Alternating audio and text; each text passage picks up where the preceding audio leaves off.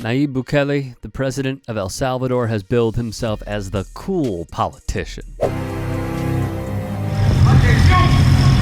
He uses the military and sports in political advertisements. He was also a heavy financier in crypto, envisioning it as the currency of the future. In promotional ads launched by him, Bukele made it known this was the legal tender of his country. Crypto would be the official currency of the country alongside the dollar. Roughly 2 years in, it has proved a failure. El Salvadorans rejected the initiative, but Bukele still hosts crypto executives. Yet for all his coolness, this footage shows El Salvador's answer to gang violence. Thousands of alleged gang members stripped down to expose their tattoos in a brand new mega prison set to house 40,000 inmates. Under Bukele's reign, the rights of his citizens are being stripped.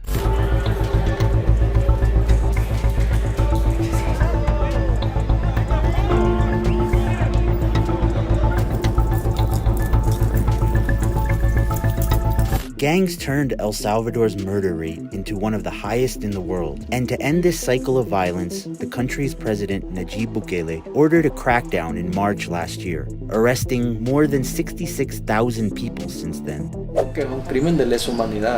This is what President Bukele does not want the world to focus on. This is an initiative called Surf City. He promised to build roads and improve tourism along the beaches of El Salvador. Like many politicians involved in building something from the ground up in this realm, he is attempting to sports wash his image through surfing.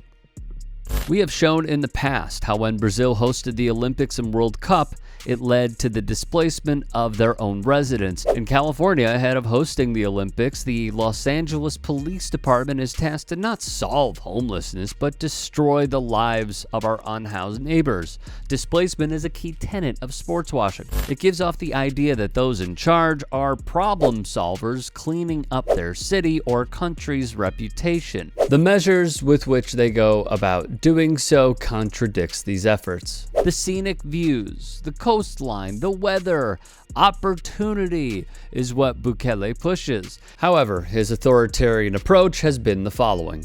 In a shocking display, Bukele with his allies removed Supreme Court judges and prosecutors that they viewed as detractors to the president. Dina Argueta from the leftist party criticized the move as a power grab by Bukele and the judges being loyalists to him. And she's right.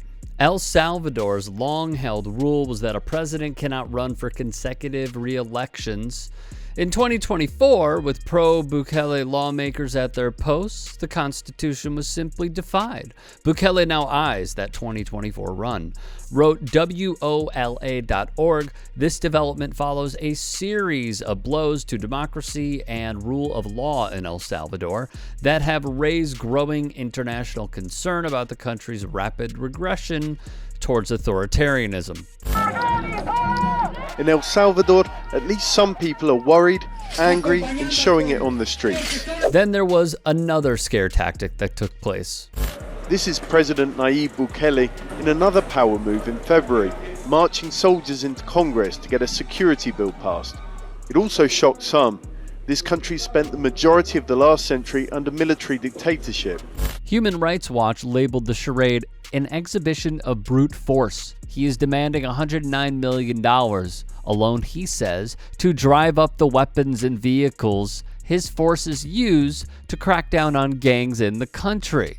Which brings us back to this. These shocking images show El Salvador's government moving 2,000 suspected gang members to its new mega prison. It was not long ago that El Salvador was seen as the bloodiest nation in the world, ending 2015 with more than 6,640 murders due to out-of-control gang violence. As Bukele took charge, per U.S. officials, he negotiated with gang leaders and allegedly offered financial benefits for imprisoned leaders, which included cell phones and prostitutes.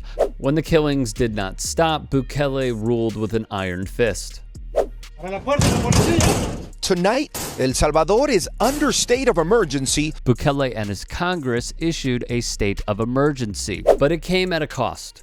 It suspends 4 basic individual rights enshrined in the country's constitution: freedom of assembly, the right to a state-sponsored legal defense upon detention, the inviolability of correspondence and communications, as authorities will be able to intercept communications without a court order, and the period of administrative detention, which extends beyond 72 hours.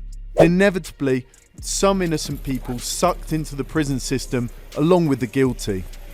Mothers wait en masse outside of the country's jails for news of their sons. The police admit they've been given arrest quotas to meet. Amnesty International announced in their report this Thursday that due process has been swept away. In the jails, the Bukele administration has seen overcrowding, lockdowns, and the cutting of bed and food rations. In addition, the prisoners are mixed together and confined in a small amount of space that is inhumane.